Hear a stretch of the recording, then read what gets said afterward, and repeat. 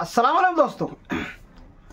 आज का हमारा वीडियो का टॉपिक काफ़ी अहम है और वो टॉपिक ये है कि मालेगांव शहर की तामीर और तरक्की के लिए क्या मुफ्ती साहब सही रहनुमा है या नहीं, और दूसरा कि मालेगांव के पावरलूम मज़दूरों के लिए मुफ्ती साहब क्या कर रहे हैं या फिर शेख आसिफ साहब क्या कर रहे हैं। अभी तक उन्होंने किसी ने भी मज़दूरों के ताल्लुक़ से आवाज़ नहीं उठाई है और इसके लिए कौन जिम्मेदार है। तो चलिए बिना टाइम गंवाए वीडियो को शुरू करते हैं। तो मैं हूं फैयाज़ अहमद अंसारी और आप देख रहे हैं फैयाज़ ब्लॉगर चैनल।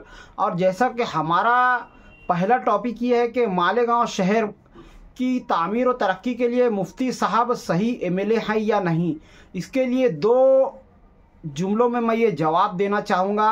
पहला जुमला तो ये है कि पिछले 45 सालों से मालेगांव शहर की तामीर और तरक्की रुकी हुई थी और इस मर्तबा 2024 के इलेक्शन के बाद से तामीर और तरक्की की जो रफ्तार है पिछले 45 सालों में मैंने आज तक नहीं देखी है।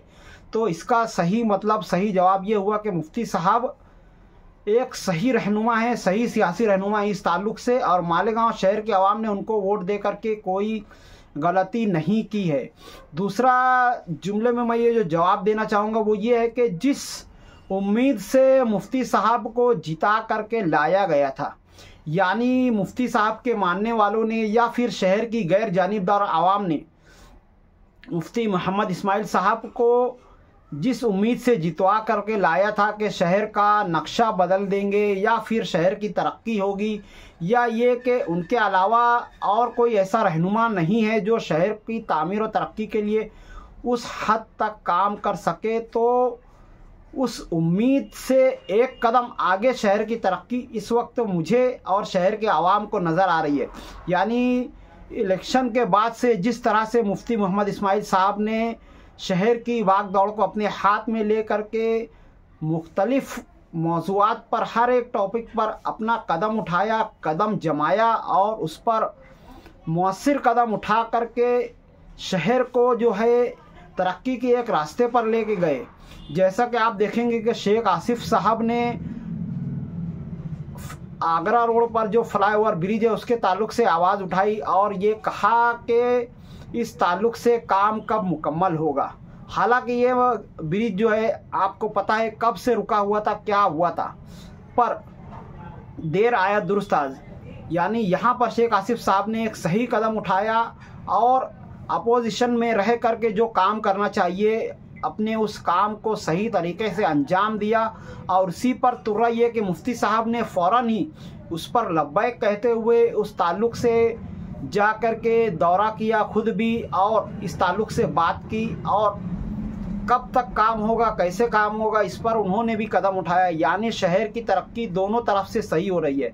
अपोजिशन वाले भी सही तरीके से काम कर रहे हैं, चाहे वो शेख आसिफ साहब हो या और कोई हो, और मुफ्ती साहब भी इस ताल्लुक़ से सही तरीके से काम कर रहे हैं। दूसरा पावरलूम मज़दूर का जो मौजू है कि पावरलूम मज़दूरों के ताल्लुक़ से शेख आसिफ साहब या फिर मुफ्ती साहब आवाज़ें क्यों नहीं उठा रहे हैं और सेठ वगैरह से इस ताल्लुक़ से मुलाकात करके मजदूरी बढ़ाने के ताल्लुक़ से बात क्यों नहीं कर रहे हैं।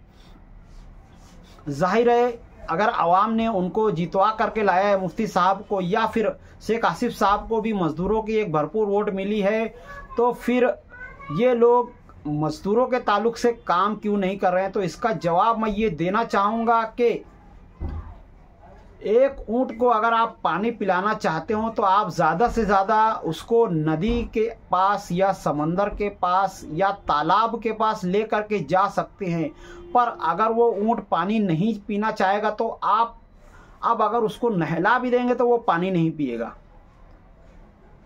कहने का मतलब ये है कि अगर मज़दूर खुद इस ताल्लुक़ से एक होकर के आवाज़ नहीं उठाएंगे, यानी यूनियन वगैरह से नहीं जुड़ेंगे, तो जाहिर है यूनियन उनके लिए कुछ नहीं कर पाएगी। यानी सबसे पहला काम तो यह है कि मज़दूरों को मज़दूर यूनियन से जुड़ना चाहिए इतनी ज़्यादा तादाद में, ताकि मज़दूर यूनियन जब इस ताल्लुक़ से आवाज़ उठाए तो फिर चाहे वो शेख आसिफ साहब हों, चाहे वो मुफ्ती इस्माइल साहब हों या फिर कोई और सियासी रहनुमा हो, उनकी आवाज़ पर ज़रूर लब्बैक कह करके आवाज़ उठाएगा।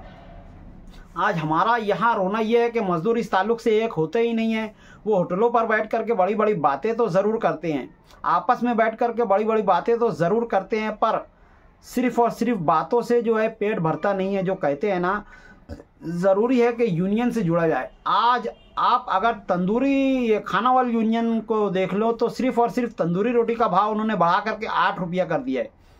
जाहिर है इतनी लागत वगैरह लगती नहीं है, और उसके बावजूद खाना वाले यूनियन ने तंदूरी रोटी का रेट बढ़ा करके 8 रुपया कर दिया है, और लोग उसको ख़रीद रहे हैं और इस ताल्लुक़ से खामोश हैं।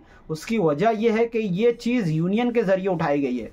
अगर इसी तरह से मज़दूर हजरात भी यूनियन से जुड़ जाएं और यूनियन इस ताल्लुक़ से एक ऐलान कर दे कि 66-52 की मजदूरी 1 रुपया 70 पैसा होगी, तो कोई सेठ की मजाल नहीं है कि उससे कम दे पाए। और इसी तरह से किसी भी वांग के ताल्लुक़ से अगर मज़दूर यूनियन ये ऐलान कर दे तो ज़रूर ये काम होगा, पर उसके लिए ज़रूरी है कि शहर का मज़दूर पहले मज़दूर यूनियन से जुड़े, यूनियन को ताकत दे। शहर के कम से कम मैं समझता हूँ 99% मज़दूरों को मज़दूर यूनियन से ज़रूर जुड़ना चाहिए, चाहे फिर वो घर गृहस्थी वाले का मज़दूर हो या फिर और कोई। और उसके बाद अगर आप देखते हैं कि यार इस ताल्लुक़ से मज़दूर यूनियन ने आवाज़ उठाई नहीं है, और कोई सियासी रहनुमा, फिर चाहे वो शेख आसिफ हो या मुफ्ती साहब हो, अगर वो लोग नहीं जुड़ते हैं तो अब यहाँ पर उनकी गलती पकड़ने में आ सकती है। पर अगर आप खुद कुछ नहीं करेंगे और ये चाहेंगे कि कोई आपके लिए उठ करके आवाज़ उठाए और आप जो है बैठे बैठे जो है ऊपर की मलाई खा ले, तो ऐसा कभी नहीं होता है।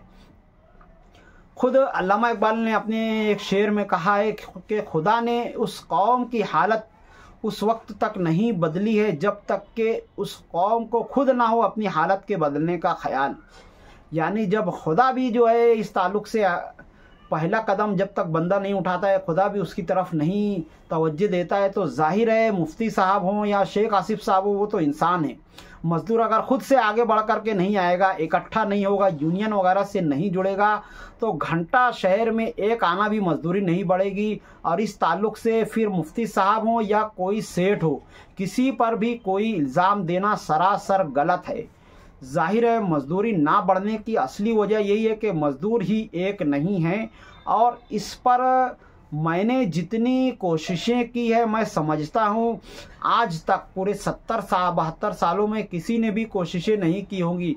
यानी मैंने कारखाने जा कर के मज़दूरों को इकट्ठा करके उनकी आवाज़ों को वीडियोस के ज़रिए फैलाया, और कई मज़दूर यूनियन के जलसे वगैरह को भी अपनी वीडियोस में जगह दी। और उसके बाद अगर मज़दूर जो है इकट्ठे नहीं हो रहे हैं तो फिर उनका तो कुछ भी नहीं हो सकता है। तो आज की वीडियो में इतना ही, मिलता है अगली वीडियो में, तब तक के लिए खुदा हाफिज़। अस्सलामु अलैकुम वरहमतुल्लाहि वबरकातुहू।